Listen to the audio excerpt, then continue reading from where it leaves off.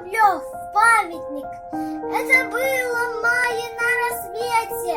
Нарастал у стен Христа гобой. Девочку немецкую заметил наш солдат на пыльной мостовой. У столба она дрожа стояла, в голубых глазах застыл испуг. И куски свистящего металла смерть к нему густели вокруг.